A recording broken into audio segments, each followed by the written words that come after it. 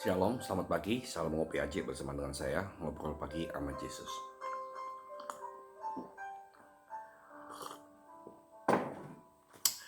Sebuah kapal yang kecil, jika ingin tidak terombang-ambingkan, dia akan menambatkan perahunya dengan tali yang kuat di pelabuhan yang terdekat, di kayu yang kuat, diikatkan supaya tidak terhanyut oleh arus air laut. Nah saudara-saudara, tetapi jika kapal yang besar, dia akan mengandalkan sauh jangkarnya yang kuat, diturunkan ke dalam dasar laut, lalu jangkar itu akan mengikat batu karang yang kuat. Nah saudara-saudara, dan juga perahu, kalau dia ada di tengah laut, tidak ada pelabuhan di pinggirnya, dia akan mencari batu karang yang kuat. Artinya dia mengikatkan tali itu supaya juga perahunya tidak terhanyutkan. Atau dia bertemu dengan kapal yang besar, dia akan mengikatkan dirinya dengan kapal yang lebih besar supaya juga tidak terhanyut. Dan saudara-saudara, kalau dia mengandalkan kekuatan dirinya sendiri, dia akan mengalami kegagalan. Saudara-saudara, kita ini juga akan seperti demikian. Jika kita ini ada dalam arus kehidupan, terhanyut dalam masalah, mari tambatkan hati kita kepada karang yang kuat, kepada pelabuhan yang kuat, kepada kapal yang lebih besar, yang lebih kuat daripada kita, yaitu Tuhan Yesus Kristus. Ya, Ibrani 6 ayat 19 mengatakan kepada kita, pengharapan itu adalah sauh yang kuat dan aman bagi jiwa kita yang telah dilabuhkan sampai ke belakang tabir. Nah saudara, kita tidak akan mudah kecewa jika pengharapan kita ini kita akan sauhkan ke balik tabir, yaitu Yesus Kristus yang sudah menjadi perantara antara kita dengan Allah. Dosa kita sudah ditebus, dosa kita dihapuskan. Sauhkan, labuhkan, tambatkan hatimu, tambatkan iman pengharapanmu kepada Yesus, karena dia bukan hanya sebagai batu karang yang luar biasa, dia bukan hanya kapal yang lebih besar dan kapal yang the great ship, tapi dia adalah Tuhan yang maha besar, Tuhan yang betul-betul memberikan perlindungan kepada kita semua. Saudara-saudara, orang yang tidak bersandar pada Kristus, dia akan mudah terombang-ambingkan, dia akan mudah merasa takut. Sama seperti ketika Yesus ada dalam perahu, Yesus tertidur.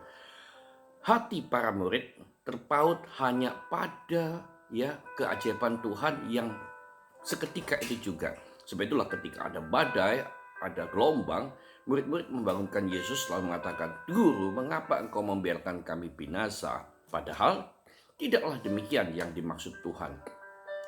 Suatu hal, kejadian alam yang terjadi dalam kehidupan para murid di tengah badai, di tengah danau, saudara, adalah ujian juga. Mengapa mereka cemas terhadap alam yang sudah biasa mereka hadapi, padahal ada Yesus di dalam perahu? Ya, mengapa mereka cemas di tengah badai yang mereka hadapi, yang juga mungkin pernah mereka hadapi, lalu mereka menjadi takut, saudara.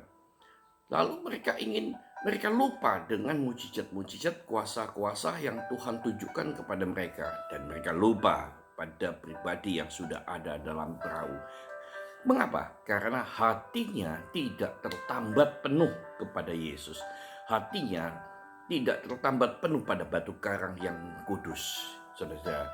Tetapi hatinya, pikirannya hanya tertambat pada mujizat-mujizatnya saja, bukan kepada pembuat mujizat. Nah saudara, jika kita ingin terus maju, tertambatkanlah hatimu kepada pembuat mujizat, kepada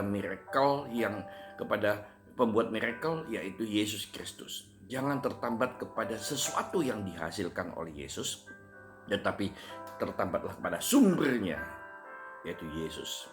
Hatimu pada sumber yang membuat engkau diberkati, hatimu tertambat kepada sumber yang mengadakan mujizat, hatimu tertambat pada sumber yang selalu menyertai dengan engkau. Mari sauhkan pengharapanmu pada Yesus, karena dengan demikian gelombang ada, badai boleh ada, masalah-masalah boleh ada, tapi hati kita tetap teguh bersama dengan Yesus. Sama seperti sebuah rumah tetap kokoh ketika dibangun di atas dasar batu karang. Dia akan diterjang bagaimanapun, batu karang itu akan semakin kuat menopang rumah itu. Tetapi rumah yang dibangun di atas pasir, yang dimana hati tidak tertambat oleh Yesus, ada gelombang, maka rumah itu akan menjadi roboh. Karena pasir itu tidak kuat menahan badai, menahan cobaan-cobaan yang dialami oleh rumah ini. Demikian dengan kita. Jika rumah kita dibangun oleh batu karang yang kuat, dia pondasi yang mempunyai batu karang yang kuat, saya percaya gelombang badai angin apapun akan ada kita hadapi, dan bersama dengan Yesus kita akan mengalami kemenangan. Tuhan Yesus memberkati kita pada pagi hari ini. Salam ngopi Aceh, dengan sederhana saya sampaikan, tambatkan hatimu pada Tuhan. Amin.